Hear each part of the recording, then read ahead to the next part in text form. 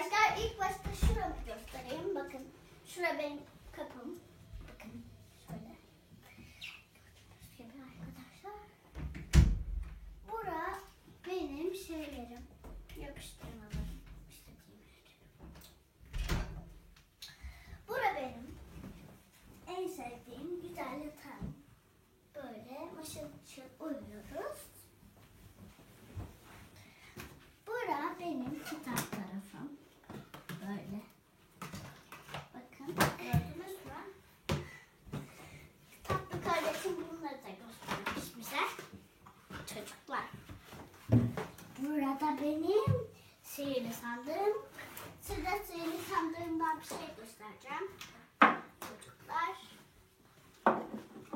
Çok sihirli bir şey ama. Bu benim.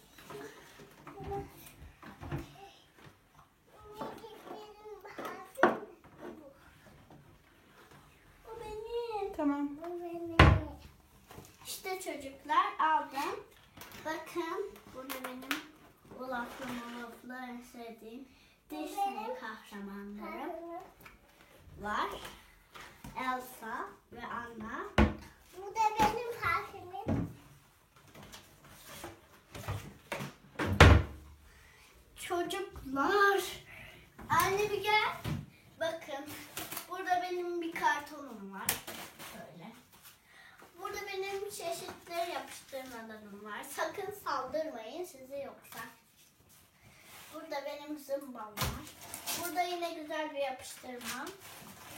Burada benim maskem. Bakın şöyle. Burada başka ne varmış? Bir bakalım. Bir tane gülüm var. İşte. Şöyle arkası. Bu benim şeyimden çıktı. Hani anne ben ne oluyordum? İspanyol kızının şeyi çıkartmış biri.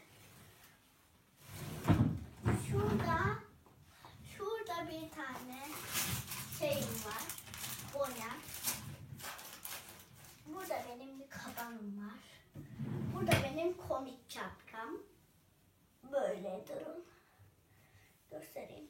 Böyle takıyorsunuz. Kaytalala. Burada benim sevimli atkım var. İşte şöyle yapıyorsunuz. Şuradan tutuyorsunuz. Ondan sonra şöyle bunu getiriyorsunuz. Böyle bağlıyorsunuz. Çocuklar. İşte.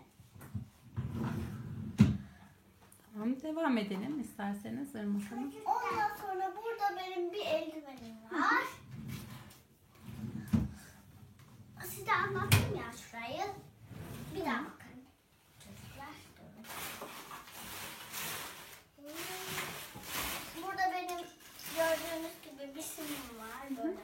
Tamam, devam edelim. Doğaya geçelim. Penceremize geçelim. Şöyle size bir şey daha göstermek istiyorum ama çok komik. Bunun içine bakınca şöyle pastel. Üç boya kalacak. Irmak, vaktimiz doluyor. Pencereye geçmen lazım. Tamam pencereyi de göstereceğim. Bunu koyalım. Burada benim bir tane evim var. Tamam.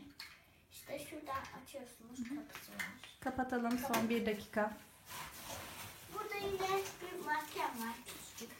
Onu şöyle alıyorsunuz. Böyle. Çıkar. Anladık Irmak'cığım. Şöyle. Böyle takıyorsunuz. Şurayı görmedik. Hemen şurayı da görelim arkadaşlar. Çünkü işte burada benim en sevdiğim havlum var. Çok güzel. Geçelim penceremize. Burada benim mayom var. Burada benim dişim var. Ellerim tomik, tüylerim de çok tomik. Yine dişim Evet, şimdi geçiyoruz. Penceremizi açıyorum Irmak Hanım. Hadi. Burada da benim güzel bir manzara. Ama durun çocuklar bir şey yapın.